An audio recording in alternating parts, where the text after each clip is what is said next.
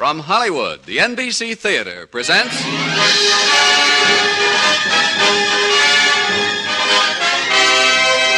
Screen Directors Guild assignment. Production, Hired Wife. Director, William Seiter. Star, Rosamund Russell.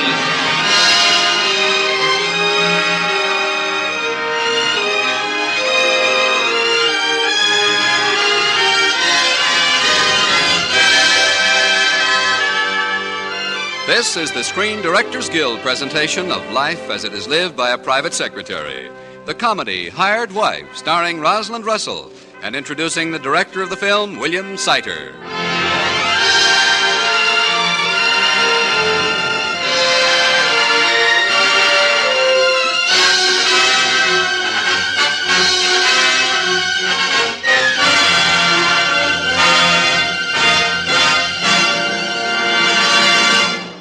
Tonight, it is the privilege of the NBC Theater to introduce a man whose profession is the relentless pursuit of that titillating will-o'-the-wisp known as motion picture comedy.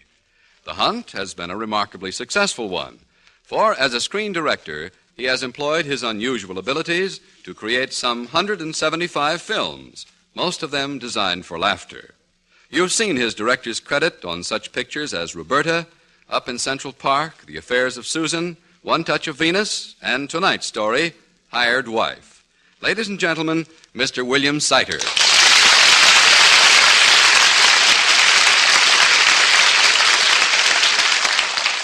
Thank you. About 25 years ago, when I was working as an actor in a motion picture comedy, my director became ill. Somehow the word got around, let Seiter finish the film. That's where they made their first big mistake. They've never gotten me out of the director's chair since. Why? It's simple. I like making comedies. I like making people laugh. What do they laugh at? Well, maybe after another 25 years of directing, I'll know for sure.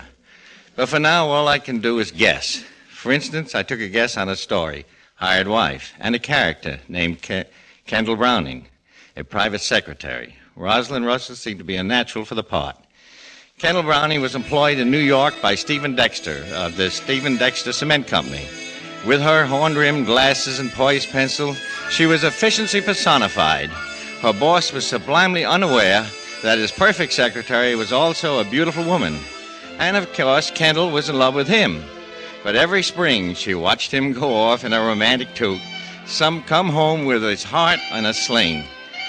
So one April, when Stephen had fallen into the clutches of a man-eating blonde named Phyllis Walden, Kendall decided to take matters into her own hands. What happened to that is one of the reasons I like making comedy. Oh, Kendall. Yes, Mr. Dexter? Phyllis Walden, the model, will be dropping in to discuss an advertising contract. Yes, Mr. Dexter. Please show her in as soon as she arrives. Very well, Mr. Dexter. Phyllis Walden. Miss Cement Bag of 1949. I've got a good mind to toss her out on her shell pink ear. Yes? Phyllis Walden is here to see Mr. Dexter. Tell her that Mr. Dexter will see her right... Oh, no. No. Send her in to see me. I'm probably going to hate myself for this in the morning. You're Stephen's secretary? Yes. I'm Kendall Browning, Stephen's private secretary. I'm Phyllis Walden. Miss Walden, I've some bad news for you. Oh? Mr. Dexter was going to put you on his cement bag. What? As a model, I mean, for advertising. Go on. Well, the deal is off. Mr. Dexter changed his mind about it just before he left for Chicago. Chicago? Oh, what did he say?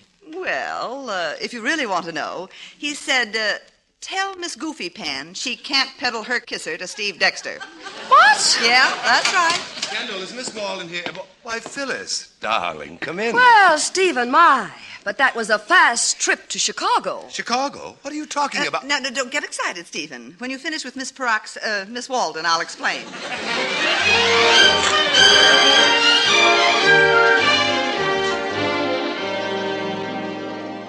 I still can't understand what made you say those things to Phyllis Walden. She was so upset I had to take her home. Phooey. What? I said phooey. Now, that's a fine attitude. It was for your own good. Every spring, your young man's fancy lightly turns to thoughts of man-traps.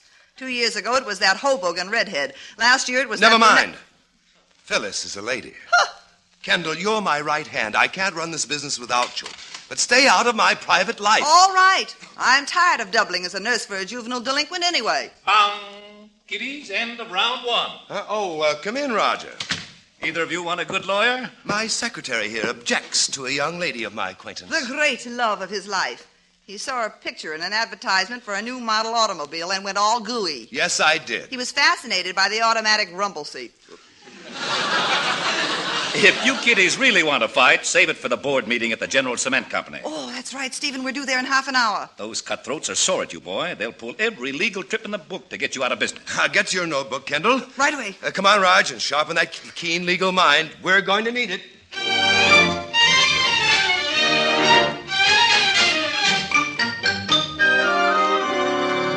Dexter, we offered to buy your company at a fair price. The price wasn't fair, Mr. Hudson, and you know it. We gave you a chance to come in with us, but you chose to fight. That's right, Latimer, and I'll keep right on fighting. But not for long. We're bringing an injunction against you the first thing in the morning.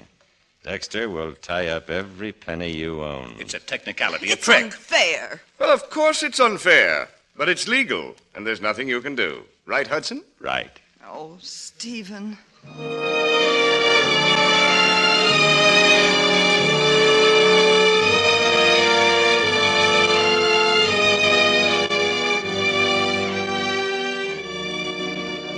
Well, take a good look at the office. The Stephen Dexter Cement Company is on the way out. We'd better take home a few sacks. I hear they make good tents. Please now, Roger. Isn't there something we can do? No, they'll tie up every cent in your name.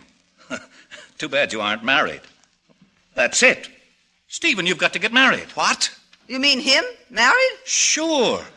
I'll put every last penny, every sack of cement, even your house, in your wife's name. Oh, there must be some other way. It'll just be a formality. After a few weeks, you can get a divorce. Stephen, it's a wonderful idea. All you have to do is find a girl you can trust. Someone who understands your problem. Someone close to you. Kendall, you're right. And you know who she is. Oh, Stephen. Come on. You'll have to be married tonight. You can't do that in New York, so you'll have to fly to Charleston. Oh, I'll have to go home and change my clothes. Why? For the trip. Why do you have to go? Stephen, who are you going to marry? Well, who do you think? Phyllis Walden. What? Now let's get busy. I'll make a list of all my property. Roger, draw up papers transferring everything to my wife. Miss Howard? Yes, sir. Get 2 reservations of the next plane for Charleston. And Kendall, go ask Phyllis Walden to marry me. What? I'd ask her myself, but I haven't got time. Oh, what do you want me to do? Drag her here by the hair of her phony eyelashes? Please, Kendall, I need your help. You don't need me. You need Dorothy Dix. Well, you know how to talk to another woman, Kendall. You can explain. Yeah, sure. Yes, I certainly will.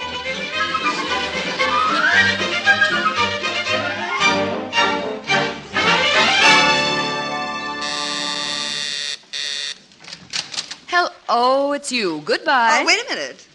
Mr. Dexter sent me. Well, come on in. I'm dying to hear what you have to say. Your lies are so corny, they're fascinating. This one'll knock you out. Mr. Dexter wants you to marry him tonight. He does? Well, I hardly know what to say. Well, you might try a simple yes or no. Now, look, Walden, I'm not batting for Cupid. This is strictly business. Whose business? Yours. This can put you within spending distance of a very serious sum of sugar. Go on, I'm listening. Stephen will be waiting at the airport at 5 o'clock. Flying to Chicago again, I suppose? No, Charleston. How nice. I've never been married in Charleston. You must think I'm an awful dope, really, Browning. Well, I'm just telling you. Yes, wouldn't it be nice for you to go back to Stephen and say, that Walden number has a price tag, but I'm not that kind of a girl. Well, Stephen just told me to ask you. Tell him I'd love to marry him tonight, but my trousseau is in the laundry. All washed up, eh? Well, little Kendall has done her duty. I'll tell him, Walden. Brother, will I tell him?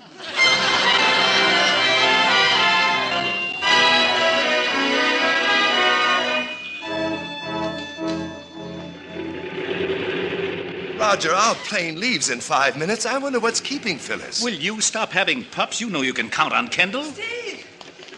There's Kendall, but Phyllis isn't with her. Steve! Phyllis said no. You mean she won't marry me? Well, now you can't blame her. No woman wants to get married just for a favor. Well, it was a nice business while I had it. You haven't lost it, Steve. All you have to do is marry somebody. Yes, but who? Well, don't look at me. I can't cook. Now, look, Steve, look. You've got to get married tonight. It doesn't matter who, as long as she's a girl you can trust. Steve, don't you know a wife when you see one? Kendall? Well, maybe she's busy tonight. Well, I really had planned to read another chapter of Little Women. Wait a minute.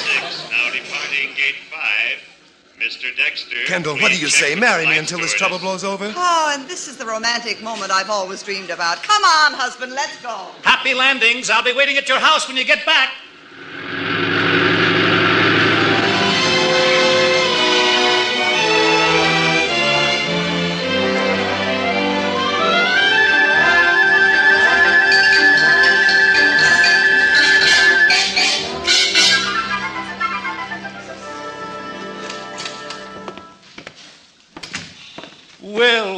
Well, the bride and groom return. Welcome. Hello, Roger. Here we are. I couldn't find the rice, so I got out a box of cornflakes to throw at you. Well, go ahead and throw them. I can't.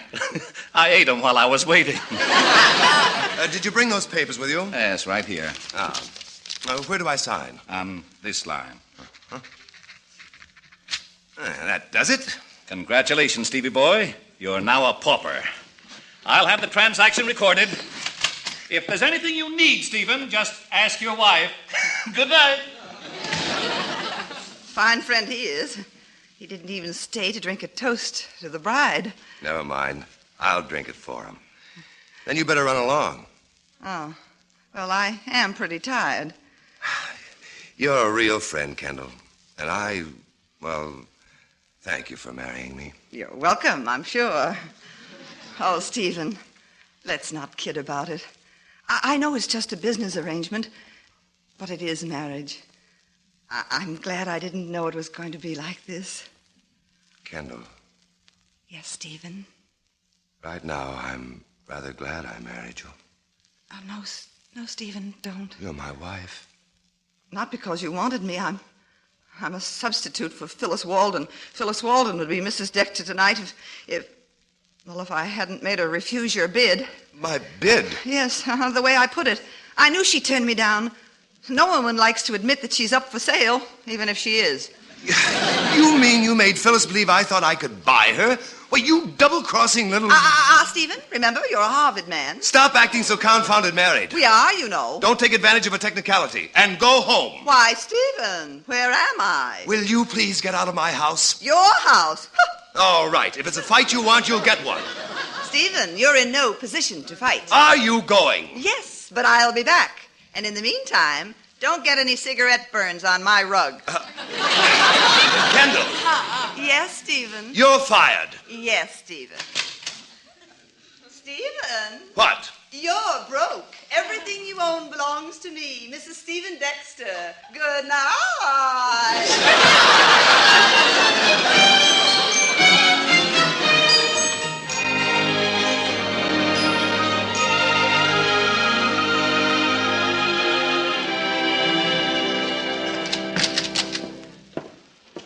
Good morning, Miss Howard. How's my favorite receptionist? Just a minute. Where are you going? To my office. You can't go in there. The boss is busy. Boss? Yes, Mrs. Dexter. Well, It's locked. it can't be locked. She can't do this to me. She did. If you want to see her, I suggest you call later and try to make an appointment. Kendall. Kendall. I'll get in if it takes me all week. Kendall!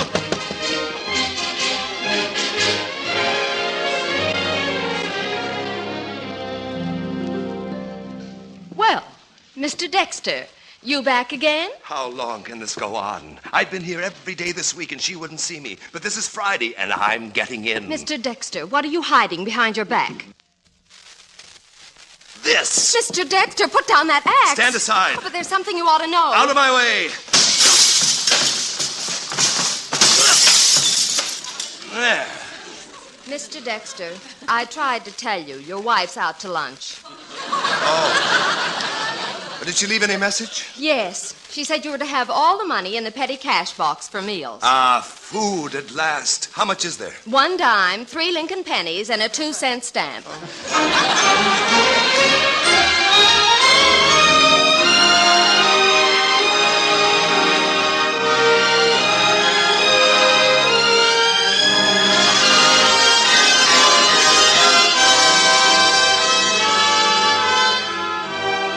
You are listening to the Screen Directors Guild production of Hired Wives, starring Rosalind Russell, with Carlton Young as Stephen, and introducing the director of the film, William Seiter.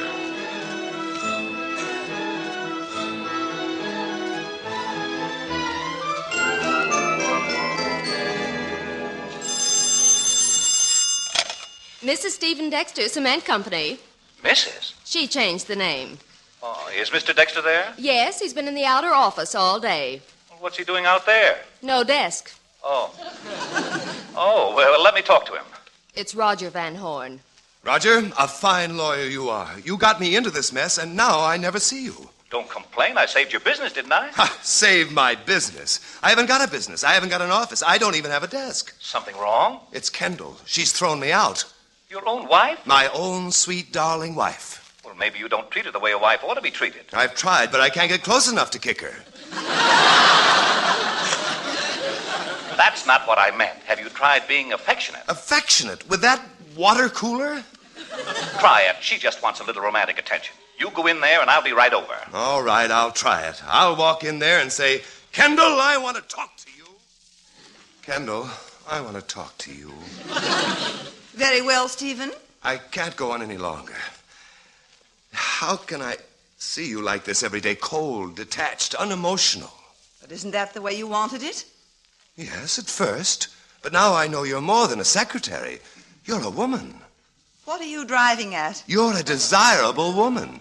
You shouldn't be scorned. You should be loved, kissed. Stephen, what's happened to you? Kissed like this. Oh, darling. Stephen, I just dropped by to... Oh, kissing your secretary. How nice. Phyllis. Oh, hello. What's new in the woodwork? Stephen, I'd like to talk to you alone when you're quite through kissing your secretary. I am not his secretary. I'm his wife. Is this true, Stephen? Yes, Phyllis, but it's you I love. Will you marry me? Oh, nice talk from a bridegroom. I swear my wife means nothing to me. You traitor. She's just a business arrangement. There goes your allowance. I'm not going to live with her. You're not going to live, period. I won't even talk to her. All I want to hear from you is a death rattle. It was you I wanted, Phyllis, right from the start. Well, you can start right now and take her with you. Ha! I wouldn't have him if you served him on a silver platter with an apple in his mouth. Well, what are you waiting for? Here's a nickel for the apple. Now beat it.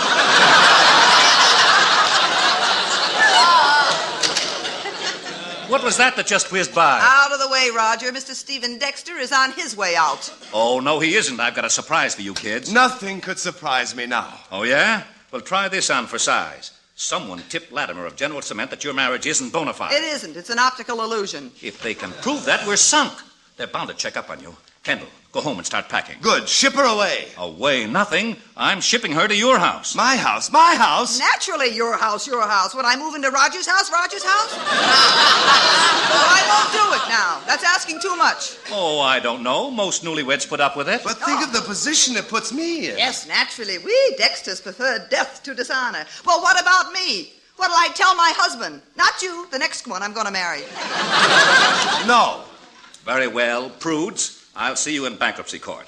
Now, look, if you're going to be scaredy cats, invite some respectable relative or friend to stay in the house and referee. Oh, that's an idea. Roger. Oh, no. Now, wait a minute. You can't do this to me. No.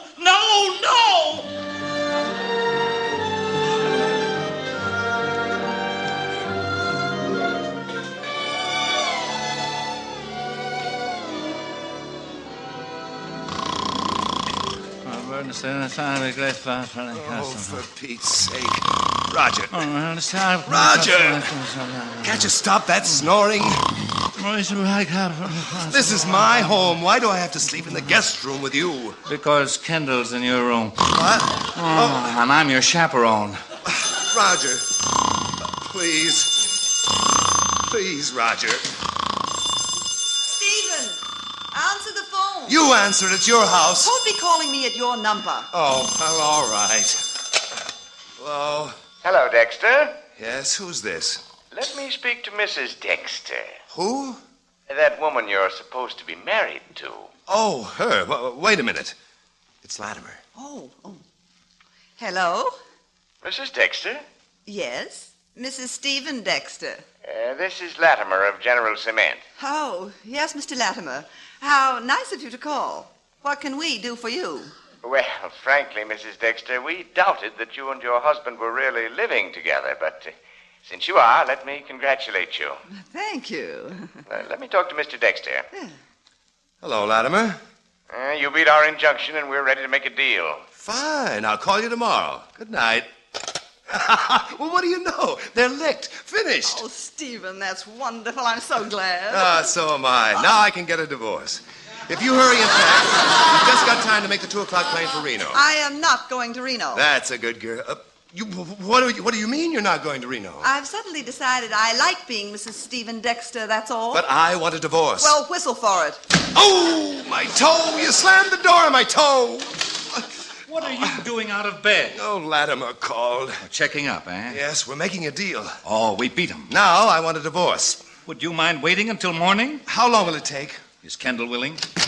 No, she isn't. If she fights, And she will. it'll take years. How many? 5. Good. Your best bet is to disappear and be given up for dead.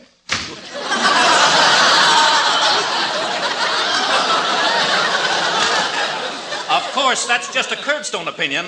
Now come to bed, Stephen. See?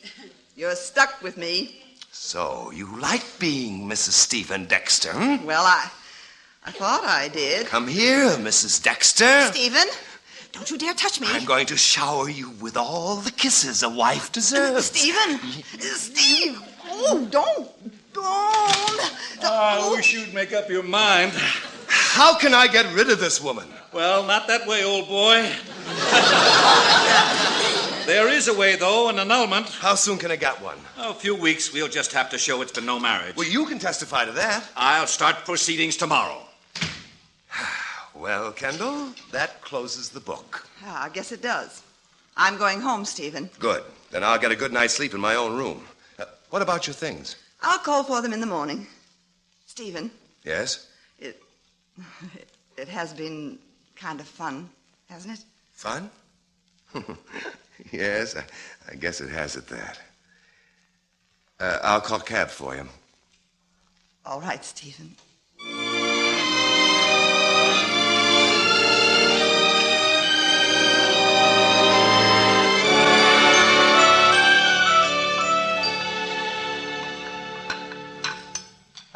Good morning, Roger. Lovely morning for an annulment. Yeah, only there won't be any annulment. And what is that remark supposed to indicate? You can't expect me, an attorney, to testify that you slept in your own bed last night. But I did, in my own room. Kendall went home. She did? She did. Oh, that's probably her now. Come to pick up her clothes. Good morning, Stephen. Morning, Kendall. I was just talking to Roger here. Can you beat it? He refuses to testify in our annulment because he thought you were in my room last night. He did? Yes. Oh, he did? Well, isn't that a scream? He still doesn't know for sure, does he? Oh, you wouldn't dare. Oh. This is blackmail. So, Kendall, where were you last night? Go on, tell him. You went home and stayed there. I went home and stayed there. That does it. A barefaced lie if ever I heard one. My best friend stabbing me in the back. Leave your back out of this. Oh, there's the door again. Phyllis. Stephen, dear, I just couldn't wait to come over and straighten out our misunderstanding. Oh, what's she doing here? Having breakfast with my husband. Phyllis, darling, I can explain. You see, Kendall was sleeping in my room, and I couldn't sleep with Roger because he snored. Oh, it's all right, Stephen. Don't bother to explain. You win, Walden. He wants you. I quit. And for your information, Roger, I did spend the night at my apartment. Well, That's that. Will, somebody pass the sugar? Oh, shut up. Well, now what's the matter? There goes the best secretary a man ever had. Oh, there are lots of secretaries. Not like Kendall's. Stevie boy, are you sure you aren't in love with Kendall? Roger, I've been deserted. My wife walked out on me. Now, why in the world would she do a thing like that? Oh, you big dope. You've been crazy about her all along. Good Lord. I'm in love with her. Well, go get her. What are you waiting for? That's what I'm going to do right now. Kendall! Kendall! Don't shout, dear. I'm right here behind the door. Oh, darling. How could I ever let you go? Really, Stephen, you never had a chance. Kendall, will you marry me? But we're already married. Oh, yes. Well, let's go back and kick that chaperone out of our house. Yes, darling. What do we need with a chaperone?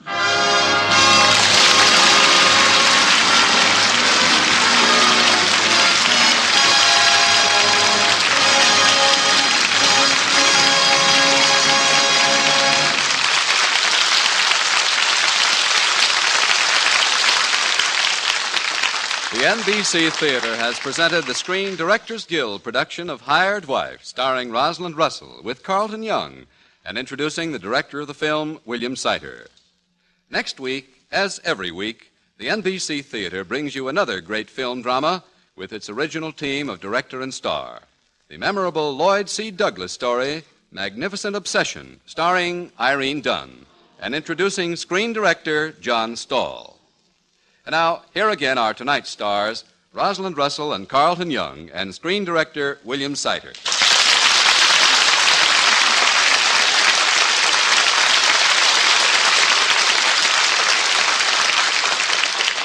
Well, Bill, as a motion picture director, now what do you think of radio? It'd be a great invention, except for one thing. Yes? Well, what's that? Microphones. I'm scared to death of them. Listen to that, Carlton. He was an actor when they used to turn out a whole complete picture in 1 week, and he's afraid of microphones. It's so simple, Bill. All you have to do is talk. Okay, I'll try. Franz, let's talk about your last picture, The Velvet Touch. I thought No, that probably... Bill, no. If we're going to talk, I have something else to say. Often the public isn't quite aware of the immense part that you and the rest of all the directors play in motion picture making. You might be a little scared of the microphone there in the studio, but on the set, no one knows better than I what a fine showman you are, lending your talent and experience to actors and actresses and all the others concerned with a picture. Thanks, Bill. You are a great guy, handling one of the toughest jobs in films. Well, after a compliment like that, Roz, not even a microphone scares me. Here, let me get closer to this thing. I'm going to start to talk. Another thing about radio, Bill, it runs on schedule. There's only time to say one thing. What's that? Good night. Night, Roz. Good night. Good night, Bill. Good night, Roz. And good night to you, Rosalind Russell, William Sider, and Carlton Young.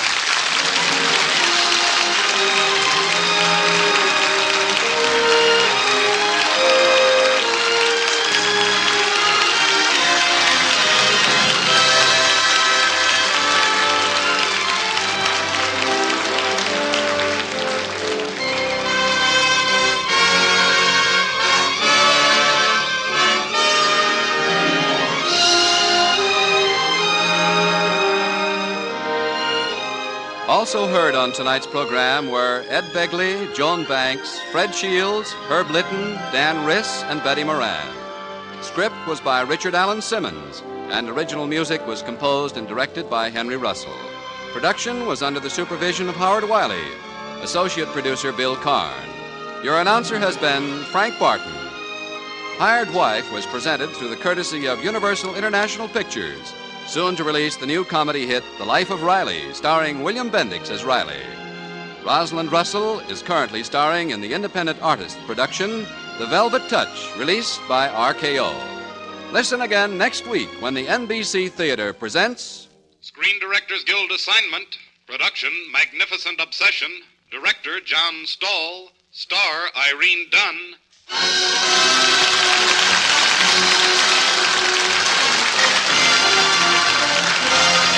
The Screen Directors Guild program comes to you from Hollywood. This is NBC, the National Broadcasting Company.